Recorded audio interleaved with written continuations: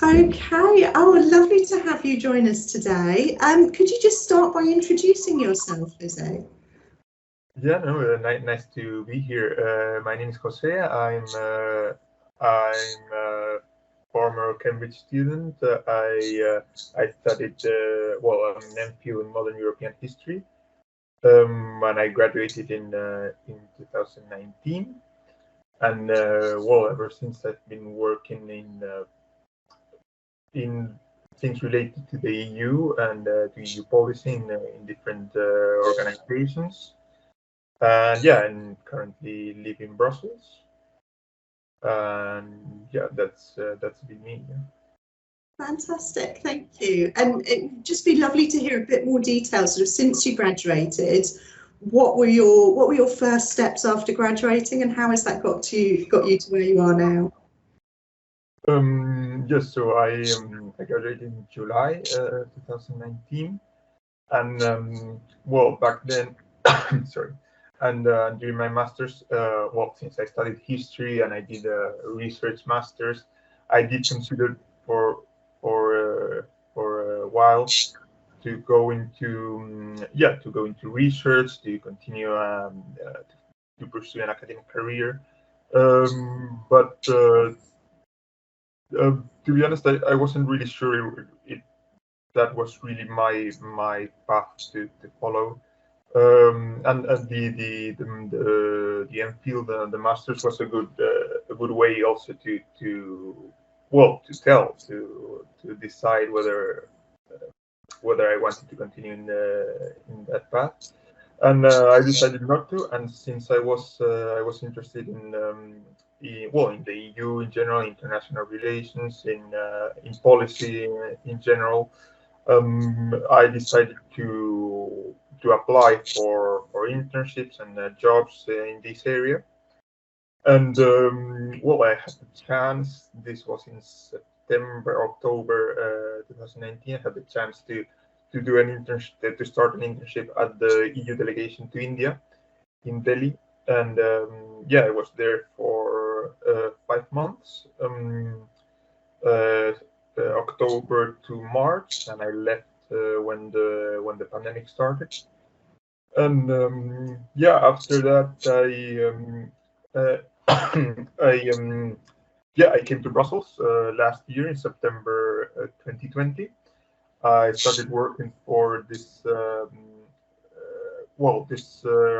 lobby, this representation it's called the Society of Audiovisual Authors. So it's the representation of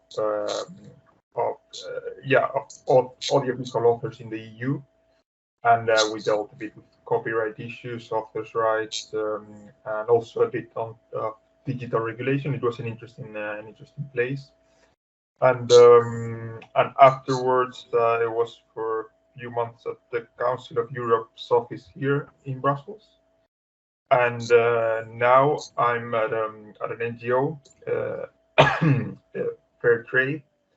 The Fair Trade's advocacy office here. And yeah, now I'm dealing with communication, and I've mainly dealt with communication and policy issues for the past year and a half, 2 years since I graduated. Yeah. And yeah, it's been an interesting journey, complicated obviously by the pandemic, but yeah, I'm quite happy. Yeah. Yeah, that's great to hear. And I think probably quite a lot of students watching this will be able to identify with that feeling of, you thought you were going to take the academic path and that was the route for you, and it ended up changing. Was there anything you did kind of during that time that was really helpful in changing direction?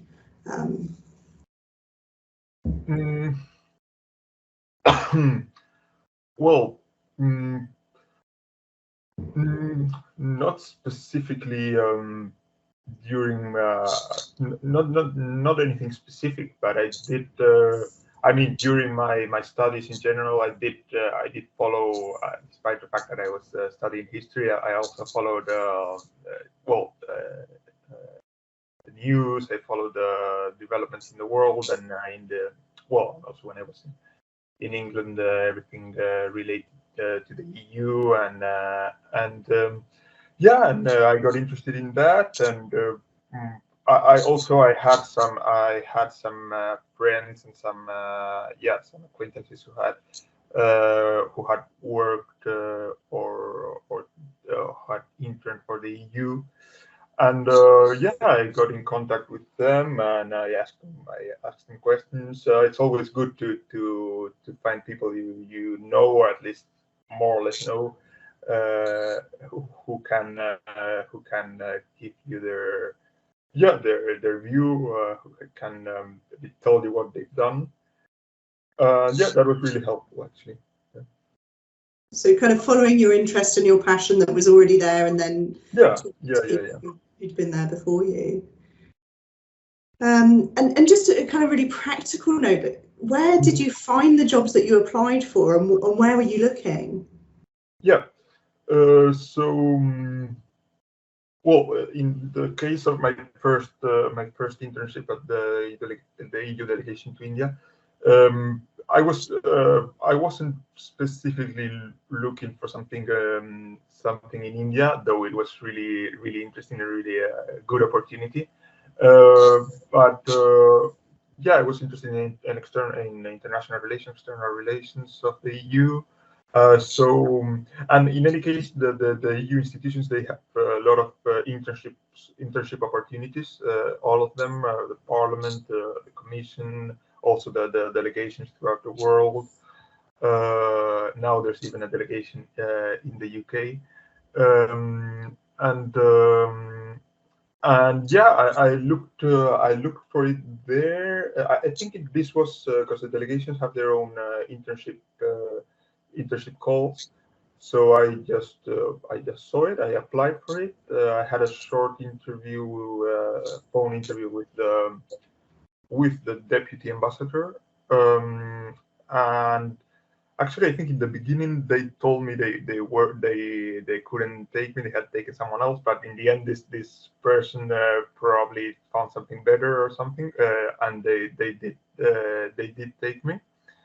And after that, I've been applying more in jobs, in different jobs websites, on LinkedIn, on I've looked for things related to the EU, to EU affairs. There's a lot of, especially in Brussels, there's a lot of institutions. There's a lot of small offices that represent different interests, from NGOs to also corporate things. There's.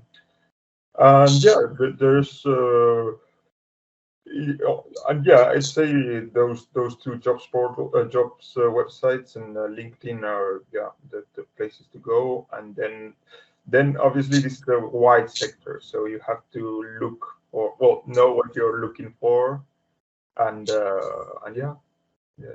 and also apply for it even if you're not sure if you're totally qualified. I didn't know much or anything really about the EU-Indian relations, but it was a good opportunity to learn. Yeah. Great, and really nice to hear. We often have students who are quite worried about that. Like, should I apply for this? I don't meet quite all of the criteria. Yeah. Is it still worth going for? But in your experience, obviously that worked out well. Yeah. No, it did. I mean, in many of the jobs I applied, and obviously not all. Obviously, you apply to a lot of places, and many of them don't reply. But some of them invite you for interviews, even if you're not 100% what they're looking for. I mean, you don't really meet all the requirements, but they may be interested in you for different reasons, or something they haven't even thought about when publishing the offer, the vacancy. I think it's worth applying. Yeah. Great. And then thinking about either this role or the India role, in those first kind of few weeks in the job, how was that? How did you find kind of settling into a new role? Yeah, it's always a bit challenging.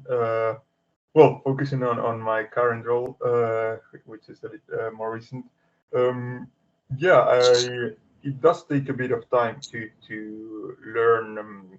Well, also because now I'm in a communications role, so I'm in charge I'm in charge of communicating what we're doing, and fair trade deals with well, it's mainly known for for their food label system. You probably heard about all the fair trade bananas, fair trade chocolate, etc., coffee. But well, they do many other things, also textile, and the general idea is for producers to have fair trade conditions, fair prices for the products, etc. But when since I do communication, I really need to be aware of what we're doing in general, because there's different projects, and yeah, there's a learning curve. Yeah, you need to be well informed, especially because I'm doing communication for the whole office, not just for a specific project. So you have to know what each person in the office is doing, what their priorities are. Also, I do a bit of monitoring of the institutions, so I have to know what we're interested in to report it to my colleagues. And yeah, but it's and at first it's a bit challenging. You think, well, there's a lot of things I don't know, but in the end, it's after a few weeks you get used to it, and you more or less know what work, not just what you're supposed to do, but what the whole team is doing. Yeah, I guess that's the case with every job. Yeah, but this was my experience in this one. Yeah. Yeah, sometimes it's about pushing through that early kind of discomfort and just trusting it will get there. You feel part of the team. Yeah, exactly. Yeah. And so let's talk a bit more about your current role. What does a normal day or a normal week look like for you at the moment? Yeah. So sorry. So I'm in charge of several things, but well, mainly it's communication linked issues. First, something I do every day is monitoring of the institutions and of the EU institutions, and also weekly of news related to fair trade globally, and to our projects, our specific projects. On these specific projects, they're no secret. There's something on cocoa, something on textile, on fair textile. Then we have also sustainable corporate governance, which is it's a big issue that links fair trade practices with corporate responsibility, essentially. What I do is first I do these monitoring emails. I send them to the whole team and to other like-minded organizations who work with us.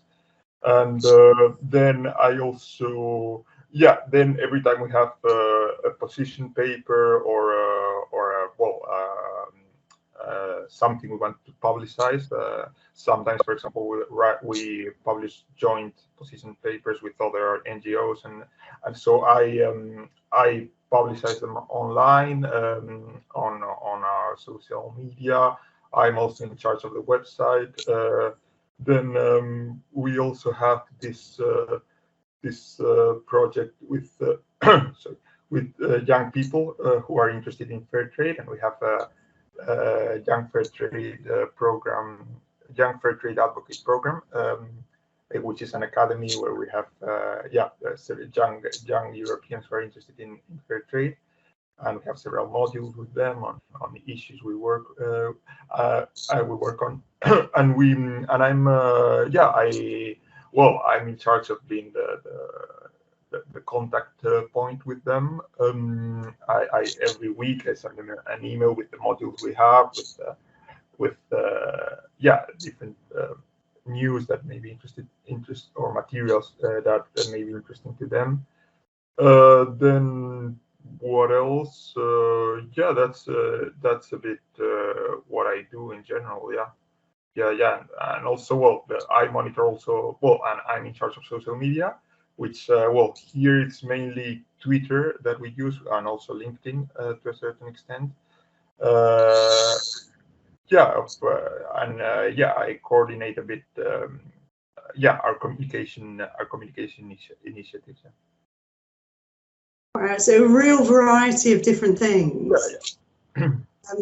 And what of all of those, if you could pick sort of the highlights, the things that you enjoy the most, or the things that are a bit more challenging, what would those be? Yeah.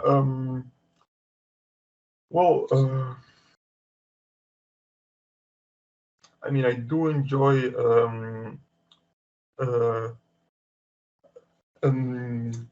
I do enjoy this project we have with young people who are, well, some of them are students, some of them are young professionals, but all of them are interested in fair trade and sustainability issues.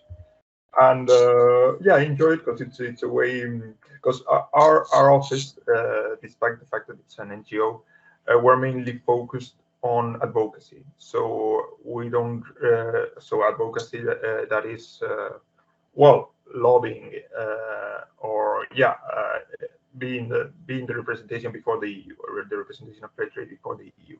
So we're not, despite the fact that we're an NGO, we're not really so much in charge of actively engaging with with citizens in general. Just it's much more institutional role. But with this project, we are engaging a bit with young people across Europe who are interested in our topics, and enjoy keeping them up to date with what we're doing, and that's something I really enjoy.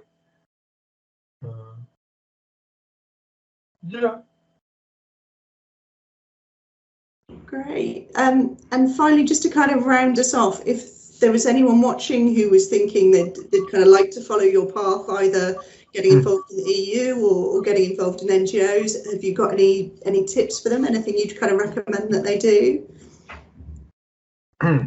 Well, specifically for the EU, I'd say, first there's a lot of there's a lot of opportunities to do some type of internship in the different EU institutions.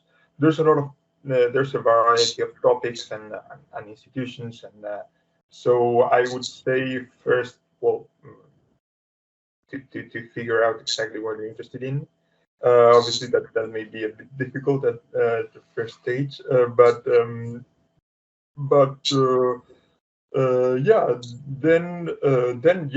apply for the things you're interested in. You never know if they may take you or not, even if you're not. You would think you're not the perfect candidate. You never know. Then for NGOs. In the NGO sector, well, I'm not sure I know it that well. I'm working now for an NGO, but I haven't been here for a long time. It's a bit the same. There's a variety of NGOs and topics, and also of roles within the NGOs. I'm doing a more communication thing, but there are other types of roles. So also figure out a bit what you want to do, and also how your first roles, your first jobs, or your first internships could help you develop in the future, because it's important to have to see the bigger picture, to know that. You're doing. You may start. I mean, if I start with this job or on this company, this NGO, this institution, how can this be a stepping stone for the future. And